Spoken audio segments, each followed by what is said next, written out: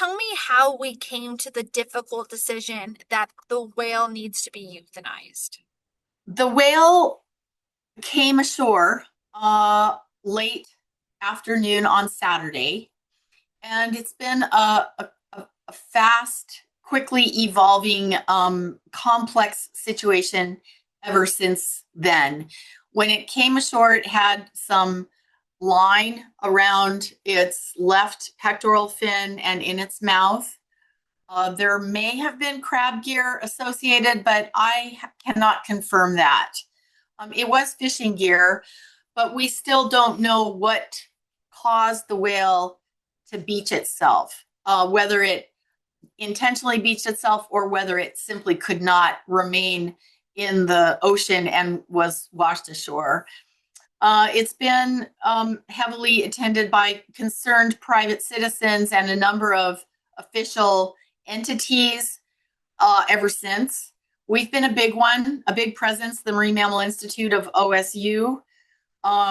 Our role is primarily science-based. We conduct research on marine mammals with a goal of solving problems, real world problems.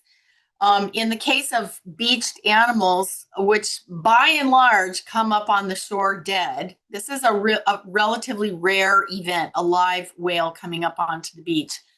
But what we usually do is conduct necropsies on dead animals to try to determine cause of death and to place that in a broader perspective of conservation of an entire species or population, and using them also as indicators of the health of the ocean. So that's mostly what we do. We're involved in this obviously because we do some animal welfare. We're concerned about, humaneness when it comes to a distressed animal. But that's primarily the purview of a number of other entities that are on the beach right now. SR3 is a big one. They're a rescue and rehabilitation center that's based in Washington. There's the Marine Mammal Center, which is in California. There's a vet from there that's on the beach, and their role is also primarily rescue and rehabilitation. Then there's some other non-governmental entities that do a combination of research and rescue. Cascadia Research Collective was one of them that was there late last night and early this morning. They're gone. So because we all have different roles and responsibilities, but they tend to be complementary. We all have a collective shared interest in doing what is best for this individual whale. And obviously the best thing is if we could get it back out to sea and it could swim away and be all fine. That is highly unlikely in a situation where a whale deliberately comes ashore. And so it's a complicated assessment that is changing all the time about what's the best thing to do with the animal. Ultimately, what was decided collectively is to try a rescue effort before dawn this morning, to try to refloat the whale at high tide this morning. And that high tide was at 9:50 a.m. today. By then, the whale had been ashore and beached for a day and a half. And that's a very stressful situation for a large animal. This is a young, small, by humpback standards, whale, probably a yearling or maybe a 2-year-old. Nevertheless, it's a big animal, maybe a 1.5 ton or 2-ton animal. So moving an animal like that to try to get it out to sea is complicated. And it runs a big risk of actually really injuring the whale heavily.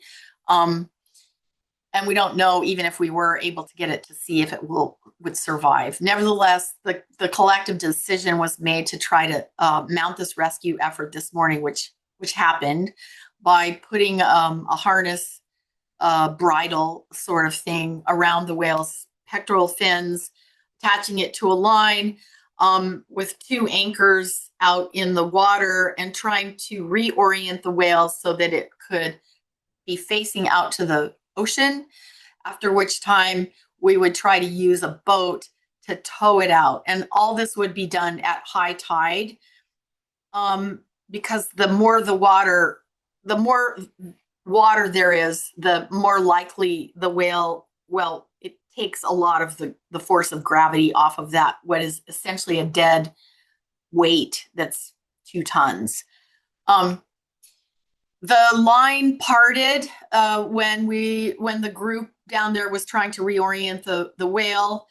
The bridle slipped off of the location that it needed to be, and the high tide came and went. Even at high tide, I was there on the beach yesterday morning during high tide, which was a higher tide than this morning, and even then, the animal was in between 6 and 12 inches of water with the surf washing over it. But that's not enough, not nearly enough to refloat a whale. So once the high tide came and went, it became clear that the rescue effort was not going to be successful, and there was no need to try it again because we had already tried it and we didn't have any other options. At that point, the decision is, what do we do with the animal that is the most humane thing? We can leave it alone, or we can try to euthanize it. And I'm using we in a very general sense. You should know that whales, dolphins, and porpoises, all marine mammals, in fact, are protected through the U.S. Marine Mammal Protection Act that prohibits anyone from approaching closer than 100 meters. Certainly, it prohibits anyone from touching the animal unless they have specific, explicit authorization from NOAA.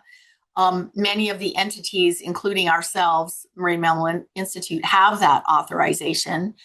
But then there are the restrictions associated with euthanasia are much, much tighter. You need to have legal authorization to conduct euthanization and proper training. And so the 2 vets that are on the shore there now will be doing that. They are assessing the animal right now. They want to do the euthanization at high tide, which is soon. The vet, one of the senior vets on the beach, has given a presentation to the public that is there now, quite concerned, as you might imagine, and emotionally traumatized by the whole event. My understanding is there are some tribes that have requested to be present, and of course that they are invited to attend. So my understanding is that there should be some tribal membership there as well. But the public is asked to stay back during the process. And that's where we are right now. And my last question, so once it's euthanized, what happens to the whale? Does it stay on the beach? Because if we can't move it into the water, I can't imagine we'll be able to move it when it's passed away. Yes. So what will happen to the animal first is that we, the Marine Mammal Institute, will conduct a necropsy to try to assess what was the initial cause for driving the whale, for the whale to come ashore. And we do this on as many dead animals on the beach as we possibly can. There's an entity known as the Oregon Marine Mammal Stranding Network. It's part of a national network on both the U.S. West Coast and East Coast. Again, established under the Marine Mammal Protection Act, so that when a dead marine mammal comes ashore, we want to learn from it. Is this telling us about some pathogen outbreak across the species? Is it telling us about some perturbation in the marine ecosystem as a whole? What can we learn about that so that we can ultimately really try to use that knowledge to ensure that these kinds of events don't happen again? So we will be conducting a necropsy, and Jim Rice is the coordinator of the network here in Oregon. He's on the beach now. And he'll take all kinds of tissues and scientific data. Subsequently, what will happen with the whale's body is, as at this point, as far as I'm aware, undetermined. there are a variety of things that can happen. What commonly happens is that we get big equipment on the beach to dig a very giant hole and we bury it. Um, that's that's one of many options. So I don't know what will happen, and I don't honestly know if that decision has been made yet. Is there anything I missed? Well, I'm grateful for your interest, and I'm it's been really an emotionally charged situation, as you might imagine. It's terrible to witness a live whale on the beach, and it's really galvanized the private citizens. We are grateful for their concern and for their efforts and their reach outs. I think collectively, it's a tragic situation for this individual animal, and honestly, there's no positive way to spin it. It's just a really tragic, sad event. Period. There are some larger issues here and some lessons learned. Entanglement in fishing gear is the largest threat to marine mammals globally. It's important not to vilify the fishing industry. In many cases, fishing industries are working with scientists to try to mitigate, find ways to mitigate this problem, and that includes the fishing industry in Oregon. They're very proactive, very educated industry. They don't want to see these things happen, and we have worked with them. They have supported us. We've partnered with them to come up with a number of solutions that have drastically decreased entanglement of whales in Oregon fishing gear. So that's one message.